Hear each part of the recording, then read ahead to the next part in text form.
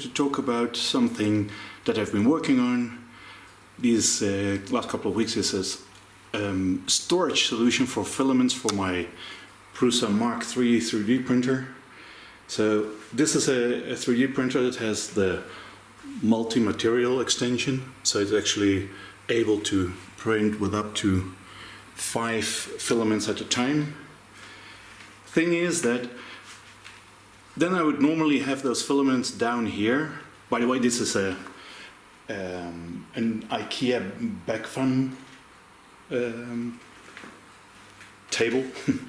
It's really nice for this because it's like it has the perfect size and it has wheels here, so you can really easily move it from one place to another. I just have it. It has its own extension cord, so I can just unplug it, move it somewhere else, and that's really easy. Our house doesn't have like a lot of room for things, so this one is actually in the middle of our living room. So this is really nice that you could have those filaments down here. The thing is, I just leave them there. So because it's such a hassle to just to feed the filament and unfeed it. So I was worried that some of the filaments would degrade. PLA doesn't degrade that fast perhaps, but if you leave it long enough, then you'll have problems. But of course I also have some flexible filaments, and they can't stay out there. So I was like, okay, can't I get something where you can keep the filament inside a box and then and print from there. So this is what I came up with after a couple of revisions. So let me show you what I have and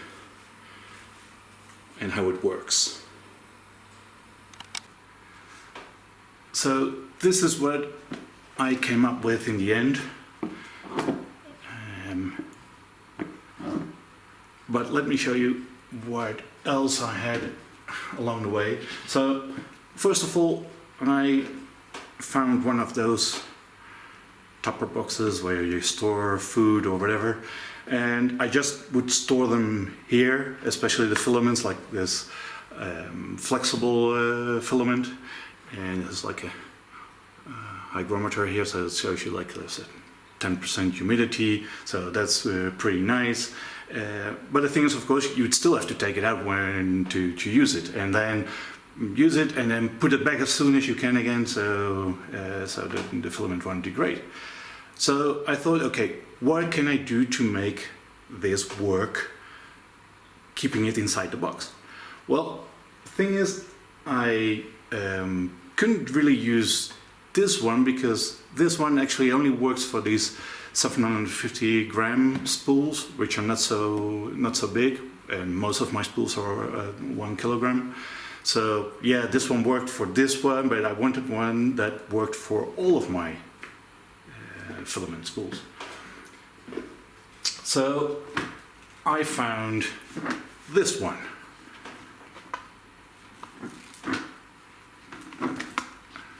Which is pretty nice. So I was like, okay, this one does have room for a bigger spool.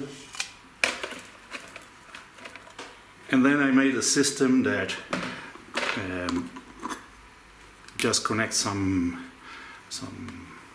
I don't know, like a spindle holder, I'll call it like that. So I've this printed centerpiece here that falls into the same place on the topper here. They're the same kind of pieces, and then you can close it, and this one actually closes pretty well, even if it's like a very cheaply made topper, but it worked. Thing is then that because of the strange shape, I needed to have a place for the filament to come out, and that was pretty difficult to make it exactly so it would fit well on the box. Thing also is because it's round, of course, it's even more difficult. So, but in the end, I was able to do it. Thing is then that you need to rest it somewhere, and there I had to come up with a really like a complex piece that is exactly the negative shape of every feature on this box, so that it will fit in really nicely. I even put in some 90 magnets, so it really falls in really nicely. So if you have this on the table, in the table where I've got the printer, you put it down there. I even have these holes here, so I could tie it down and whatever. You just put this on and it stays there. So it's like, okay, so really nice. Thing is, like, the advantage is a really cheap box, so that's no problem. But then the things that you have to print are a lot more complex. And then the idea that somebody else somewhere could find these exact boxes so they can use my solution is of course pretty slim. So I thought, okay, I don't want the round ones. They're more too complex, and even then it's like somebody else is probably it's impossible for them to find the exact same ones. So I started looking for square ones. So that's where I finally found these, which are exactly the right sizes. Like, they're perhaps a little bit too small. I would have liked them a little bit wider, because it's like it leaves just millimeters on the size of a normal 1 kilogram spool. It was also a little bit too high for me, so it doesn't really fit well within the below the printer, but well, it's still manageable. So, and this one has a pretty nice system that closes pretty well, and it's cheap. It's only €4, and it has like this, I don't know, it's like this Chinese brand. It's like great plastic, it's called. But at least with this system, hopefully other people can just find similar boxes and they could still use it. So then I designed these pieces. So like this one would go in here. We glue it there, and then the other piece is where the filament comes out. You would put it on the side of the box. So that's about it. So now I'll in the next part of this video I'll just show how you get from the pieces to a final working filament dry box.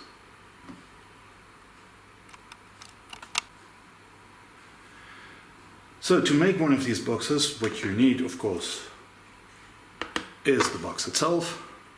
As you can see, the filament spool fits in, well, almost perfectly, almost too perfect. So you have the box, the lid, of course, and then you have these pieces. So these are pieces that can be separated, one on each side. The middle part is perhaps not even necessary, depending on the size of your spool. So this one should be able to hold, because of the distance here, a lot of spools which are, if they're not too thin, so they won't give you any problems. The thing is, I made the centerpiece for basically for stability purposes, so that if both of them enter here, then holding it together at both sides just with glue or with silicone, in my case, then that's it should be enough. Of course, this then is exactly made for the size of the box I have, but you could easily extend this piece to be longer or shorter, not too much shorter, but at least you could do it. But if you don't want to use the centerpiece, even that is possible, because I made some provisions already for using an M8 hex nut. So if you want, you could make it, or if it's because you can't find any glue that will really stick to this or whatever, then you could use a nut and a bolt to hold this together. You would then use silicone or whatever to make sure that it's as airtight as possible. But there are at least several ways of doing this. I'm just using silicone for now. I haven't been using it very long yet, so I don't know if it will hold up with time. If it turns out that after a while they start to come loose and they fall down, then I'll try the bolt and nut solution. Okay, so to make sure that this sticks very well, what I do is I just get a little bit of sanding paper, and I'll just sand this off a little bit, because otherwise it possibly might not stick. So we'll just rough it up a little bit. Doesn't have to be that exaggerated. We'll do the same here with the nice thing about this box, it already has this center point that many of them have. So you just know exactly where to put it. Roughen it up a little bit. Okay. So this is one. I'll now clean it with a little bit of alcohol. New bottle was still closed, of course. I had to go and snip it open. So I'll just clean this a little bit. The same here, the lid. Okay. So now what I do is I start with the bottom one. I'll take one of these and I'll put the glue on.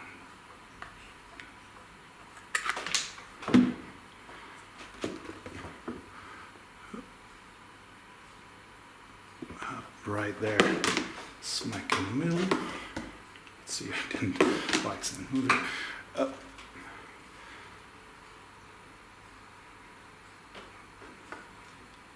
Let's make sure. Okay, that looks okay for now.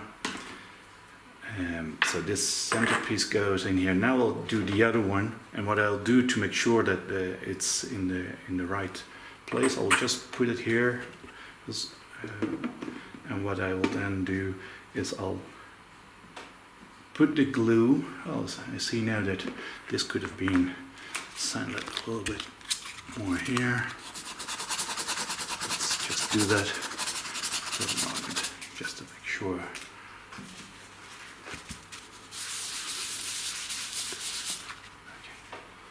So I'll put the glue or the silicone on there. I'll close the lid on top of it, so I'm sure that this is in the most perfect position possible.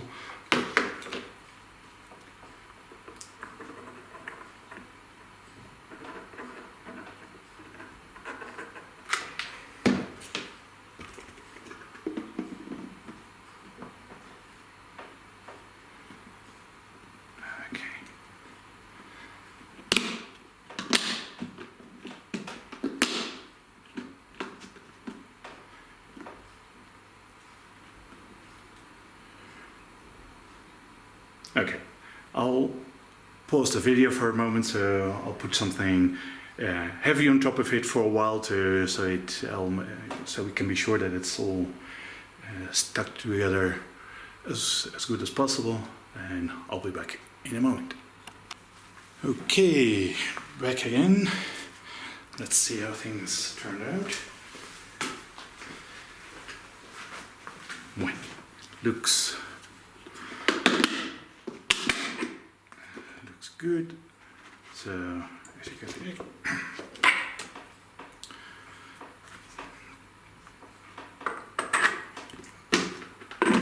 all perfect.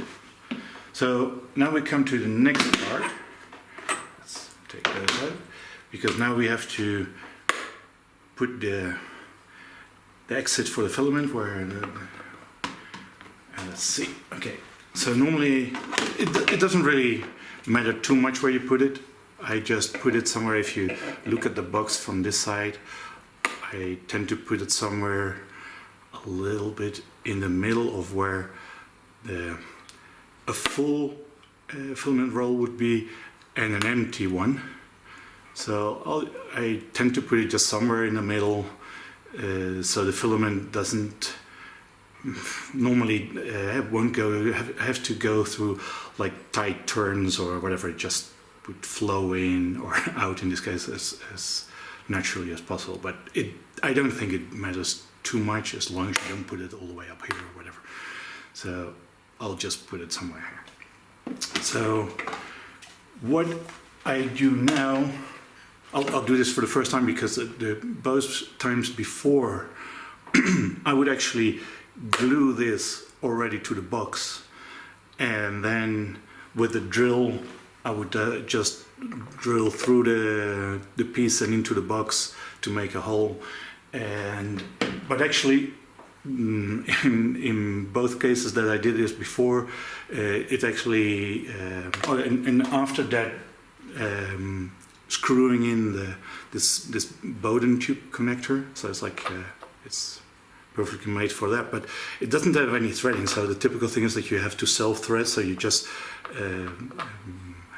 twist it in and at a certain point with a little bit force so that it goes in.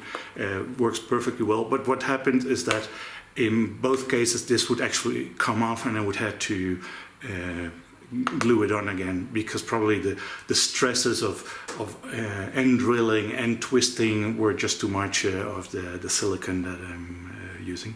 So now I will do it the other way around. I will first drill the hole and see if that works better. You guys are going to be witnesses to that. So let's say that we put it somewhere here, so the hole would be somewhere here. Okay, let's see.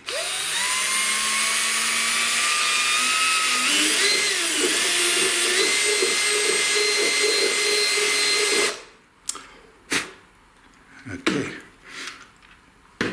now let me get a piece of Bowden tube. I don't have it at hand. So I'm actually using the pieces of Bowden tube that came with this system that Prusa made before for the first version of their multi-material printing. So you would have the spools here, which is why I said it's like you have the spools here in the open. So, and I was looking for something more a closed system. I've seen lots of other people using like larger boxes where they put in several spools. So you could imagine having a large box and just put this inside it, have some holes for the Bowden tube, and it would work as well. The thing is, I just didn't like the fact that then each time that you have to open the box to switch out filaments, especially if you saw that I've got it below the printer, would mean that I would actually have to unfeed all the filaments, so I could take out the box, open it, put a new roll in. So that was just too much, and even the idea is like each time that I open it, any other filament will get exposed to the air as well. So it's like it doesn't seem like the best possible solution. So I was really looking for something where each spool could have its own box. So I'll just use one of these pieces. Let's see if the hole is big enough. I think it needs a little bit.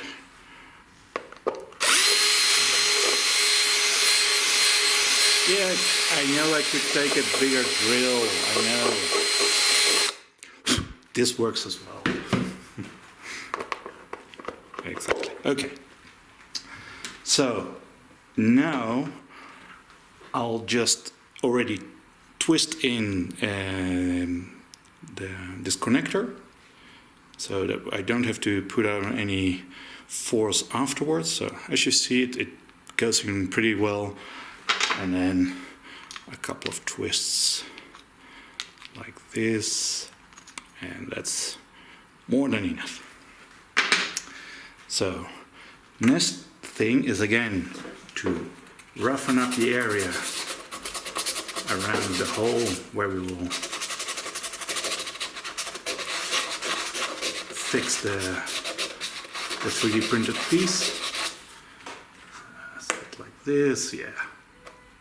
Good enough, good enough. So,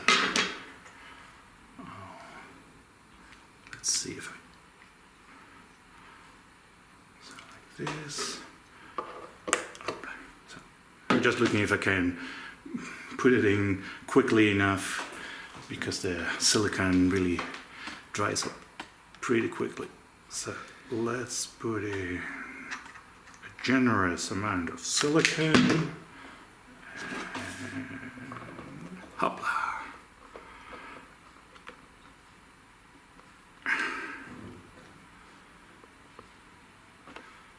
Okay. I saw in the other, in another point where, on one of the other boxes where I said that the piece came off, that the glue really does get hot. You could actually see that the piece, when it came off, it had begun to melt a little bit on the bottom. So that's, of course, it's logical. I'm not sure what the temperature is. I think it says here somewhere. I think it says 190. It's something like that. Yeah. Around that, so it's close to 200 degrees, which is, of course, the same temperature that PLA uses as well. Well, at least around the working temperature. So, well, this is already finished. I'm not going to put in the spool yet. I'll let the silicone dry for a little bit longer time. And when that's done, I'll come back and show the finished product. Okay, so hopefully it has dried enough to be able to test this. So, okay. You would normally then put a spool in like this, at least that's the way I do it. Just you put in the filament, make sure it comes out the other side. You put the spool in,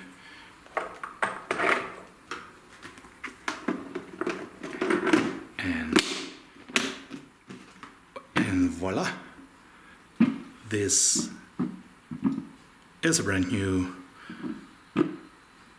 Filament Dry Box. So, well, as you can see there, I still need a small addition to it, which is like something to make sure that it stays up perfectly right. But for now, this works as well, especially below the printer. It gets propped up by the other boxes and whatever, but of course that still is something to make it perfect. And this is how it works. Perfect. Now I only have 2 more boxes to make. Oh, and another thing I wanted to mention, of course, if you want to put in these sachets for drying, like the desiccants, there's more than enough room to just throw them in, and they won't be a bother at all. Another thing I was thinking is like,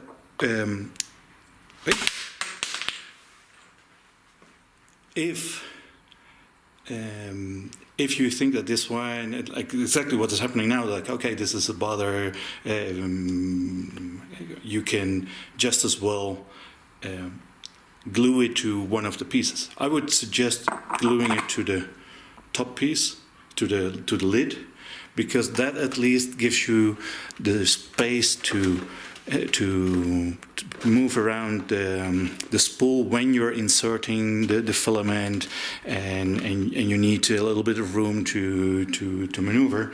Then when you get this one, it would be much easier to put it up and to put it in, instead of it being on this side and you're having a lot less room to work with. So, close it. Okay. But as you see, there's more than enough room for those desiccants. Okay. So, and this is how everything turned out in the end. 5 boxes for 5 different filaments. So this should work. It's still a little bit too tight. These boxes, for example, you can't remove them like this. You have to lay them down and wiggle around a bit, and that's of course not ideal. But I'm thinking about cutting this out. It should be possible, and it gives me a couple of centimeters that those boxes can easily be retrieved. So, well, this is it for now. I think, well, like I said, you can move it. So if you look at the back there, the 3 in the complete back, they come out immediately here. You can lead them up to all those leads here. It's the 2 in the front that the filament will need to pass the other one. So I'll probably put in some Bowden tubes, longer Bowden tubes here, and lead them to the back somehow.